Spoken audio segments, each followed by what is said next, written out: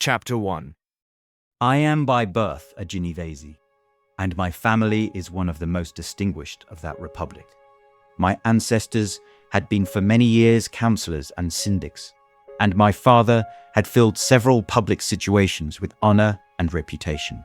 He was respected by all who knew him for his integrity and indefatigable attention to public business. He passed his younger days perpetually occupied by the affairs of his country. A variety of circumstances had prevented his marrying early, nor was it until the decline of life that he became a husband and the father of a family. As the circumstances of his marriage illustrate his character, I cannot refrain from relating them. One of his most intimate friends was a merchant who, from a flourishing state, fell, through numerous mischances, into poverty. This man, whose name was Beaufort, was of a proud and unbending disposition, and could not bear to live in poverty and oblivion in the same country where he had formerly been distinguished for his rank and magnificence. Having paid his debts, therefore, in the most honourable manner, he retreated with his daughter to the town of Lucerne, where he lived unknown and in wretchedness. My father loved Beaufort with the truest friendship, and was deeply grieved by his retreat in these unfortunate circumstances. He bitterly deplored the false pride which led his friend to a conduct so little worthy of the affection that united them. He lost no time in endeavouring to seek him out, with the hope of persuading him to begin the world again through his credit and assistance. Beaufort had taken effectual measures to conceal himself, and it was 10 months before my father discovered his abode. Overjoyed at this discovery, he hastened to the house, which was situated in a mean street near the Rus. But when he entered, misery and despair alone welcomed him. Beaufort had saved but a very small sum of money from the wreck of his fortunes, but it was sufficient to provide him with sustenance for some months, and in the meantime he hoped to procure some respectable employment in a merchant's house. The interval was, consequently, spent in inaction. His grief only became more deep and rankling when he had leisure for reflection, and at length it took so fast hold of his mind that at the end of 3 months he lay on a bed of sickness, incapable of any exertion.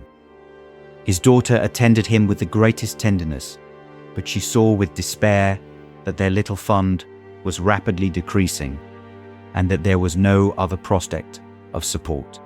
But Caroline Beaufort possessed a mind of an uncommon mould, and her courage rose to support her in her adversity. She procured plain work, she plaited straw, and by various means contrived to earn a pittance, scarcely sufficient to support life. Several months passed in this manner. Her father grew worse, her time was more entirely occupied in attending him. Her means of subsistence decreased, and in the 10th month her father died in her arms, leaving her an orphan and a beggar. This last blow overcame her, and she knelt by Beaufort's coffin weeping bitterly. When my father entered the chamber, he came like a protecting spirit to the poor girl, who committed herself to his care, and after the interment of his friend, he conducted her to Geneva and placed her under the protection of a relation. 2 years after this event, Caroline became his wife. There was a considerable difference between the ages of my parents, but this circumstance seemed to unite them only closer in bonds of devoted affection. There was a sense of justice in my father's upright mind, which rendered it necessary that he should approve highly to love strongly. Perhaps during former years, he had suffered from the late discovered unworthiness of one beloved, and so was disposed to set a greater value on tried worth. There was a show of gratitude and worship in his attachment to my mother, differing wholly from the doting fondness of age, for it was inspired by reverence for her virtues, and a desire to be the means of, in some degree, recompensing her for the sorrows she had endured, but which gave inexpressible grace to his behaviour to her. Everything was made to yield to her wishes and her convenience. He strove to shelter her, as a fair exotic is sheltered by the gardener, from every rougher wind, and to surround her with all that could tend to excite pleasurable emotion in her soft and benevolent mind. Her health, and even the tranquility of her hitherto constant spirit, had been shaken by what she had gone through. During the 2 years that had elapsed previous to their marriage, my father had gradually relinquished all his public functions, and immediately after their union, they sought the pleasant climate of Italy, and the change of scene and interest, attended on a tour through that land of wonders, as a restorative for her weakened frame. From Italy, they visited Germany and France. I, their eldest child, was born at Naples, and as an infant accompanied them in their rambles. I remained for several years their only child. Much as they were attached to each other, they seemed to draw inexhaustible stores of affection from a very mine of love to bestow them upon me. My mother's tender caresses and my father's smile of benevolent pleasure while regarding me are my first recollections. I was their plaything and their idol, and something better, their child, the innocent and helpless creature bestowed on them by heaven, whom to bring up to good, and whose future lot it was, in their hands, to direct to happiness or misery, according as they fulfilled their duties towards me. With this deep consciousness of what they owed towards the being to which they had given life, added to the active spirit of tenderness that animated both, it may be imagined that while during every hour of my infant life I received a lesson of patience, of charity, and of self-control, I was so guided by a silken cord that all seemed but one train of enjoyment to me. For a long time I was their only care.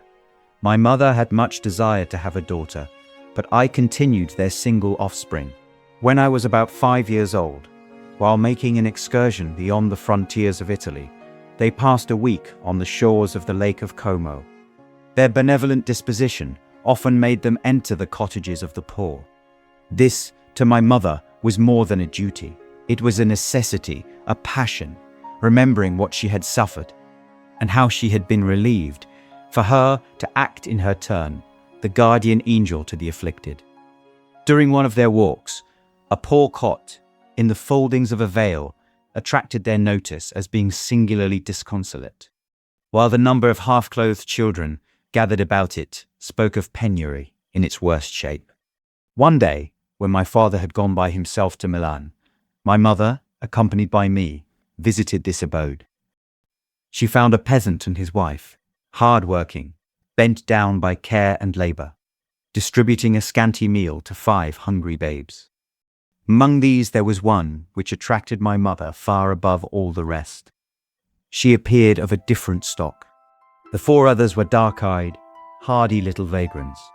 This child was thin and very fair. Her hair was the brightest living gold, and despite the poverty of her clothing, seemed to set a crown of distinction on her head.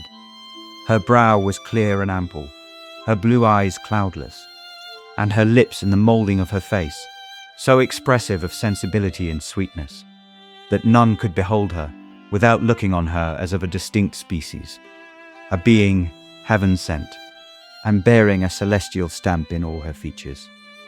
Peasant woman, perceiving that my mother fixed eyes of wonder and admiration on this lovely girl, eagerly communicated her history. She was not her child, but the daughter of a Milanese nobleman.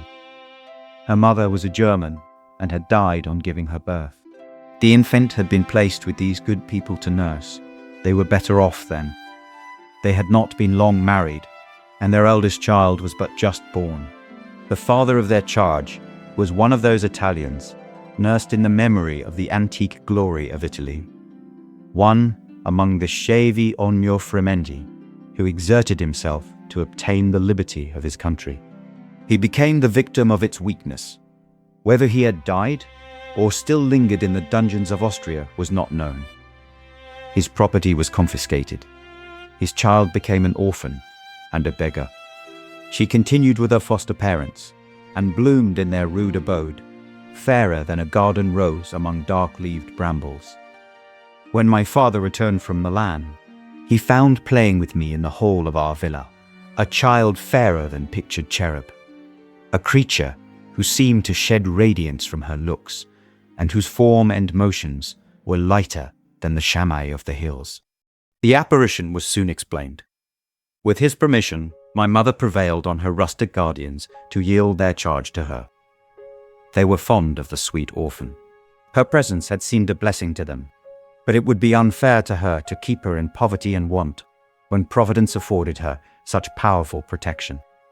They consulted their village priest, and the result was that Elizabeth Lavenza became the inmate of my parents' house, my more than sister, the beautiful and adored companion of all my occupations and my pleasures. Everyone loved Elizabeth. The passionate and almost reverential attachment with which all regarded her became, while I shared it, my pride and my delight. On the evening previous to her being brought to my home, my mother had said playfully, "I have a pretty present for my Victor. Tomorrow he shall have it."